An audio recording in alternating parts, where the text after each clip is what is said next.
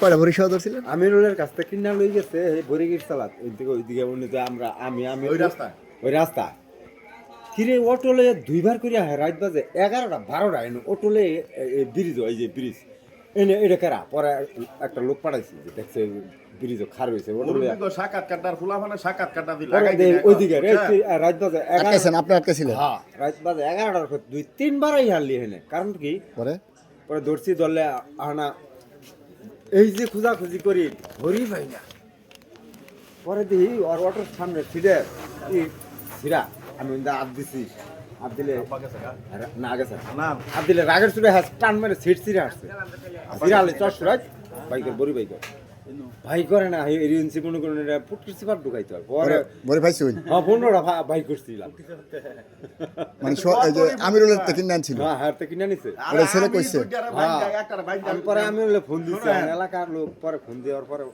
একটারে বাইন্দা মেম্বার অনুকা ফাটাইছিলাম পরিসহ আরেকটারে এই জন্য বাইন্দা ফাটাইছিলাম নাম করে কি করে পাবলিকে তৈরি দিন ফালাই কয়েকদিন আগে আপনার নামটা একটু জানতে চাই। আমার নাম মহবুজুদ্দিন শেখ, মোহাম্মদ মহবুজুদ্দিন। আসসালামু আলাইকুম। ওয়ালাইকুম আসসালাম।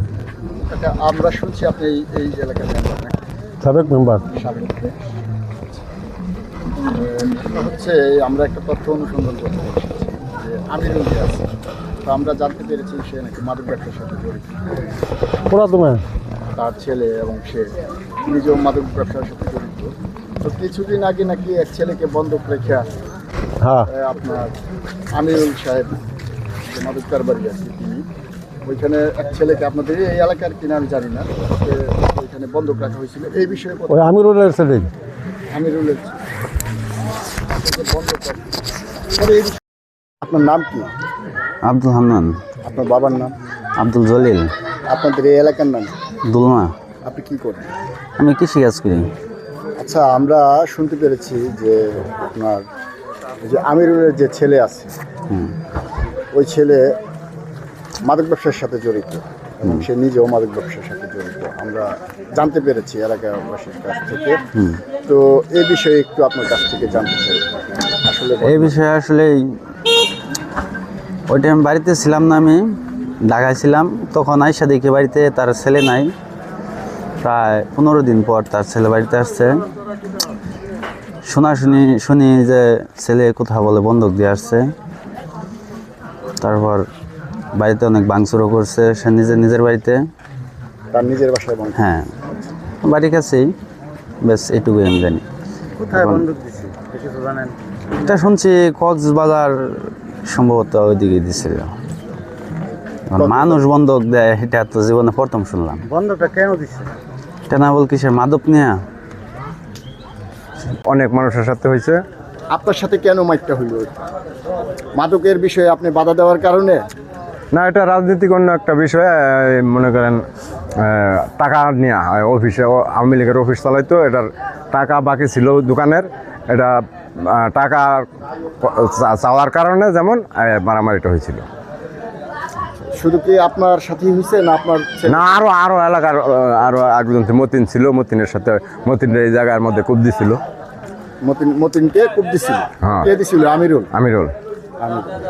আর আপনাদের সাথেও সেম একই ঘটনা ঘটছে? সেম একই ঘটনা। তো আপনাকে অসংখ্য ধন্যবাদ। আমাদের এলাকায় যে মাদকের উৎপাদ বেড়ে গেছে, আপনারা তো শিক্ষার্থী, পড়াশোনা করছেন, এখনো ইয়াং তরুণ, তো মাদকের বিষয়ে যে আমরা শুনতে পেরেছি যে আমিরুল যে আছে ওকে নাকি কয়েকবার পুলিশেও ধরে নিয়ে গেছে, তারপর আবার এসে পড়েছে। তো আপনারা কি চান মাদকের সাথে এই সমাজটা জড়িয়ে যাক? আপনারা কি চান? না না না জোরে বলুন। না, এটা জানি চান, মাদক মুক্ত করতে চান? এই আপনাদের এই এলাকায় যেন মাদক ব্যবসায়ীরা না থাকতে পারে সেটাও তো চান? জি। আমিরুল সম্বন্ধে একটু জানতে চাইবো, কেউ কি জানা আছে আপনাদের কারোর কাছে? আমরা শুনছি যে সে মাদক ব্যবসায়ী, মাদক অনেকবার ধরা খেয়েছে, পুলিশে নিয়ে গেছিল, কিছুদিন আগে একটা ঘটনা ঘটাইছে শুনছি। দোকানদার সাহেব যে আছে মান্নান ভাই, এই যে এই দোকানের, তো আমিরুল সাহেব মাদক ব্যবসায়ী আমিরুল, যে তিনি কিছুদিন আগে হয়তো গ্রেপ্তার হয়েছেন।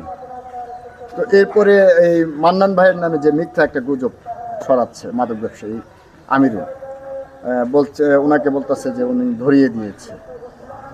আসলে কতটুকু সত্যতা আপনারা কি জানেন কিনা? আপনারা তো তরুণ মানুষ, এদিকে ঘুরে নদীকে থাকেন। আসলে শুনছি আমরা যে মাদক ব্যবসায়ী করে, সেই জন্য ধরা খাইছে, এটুকু জানি আর কি।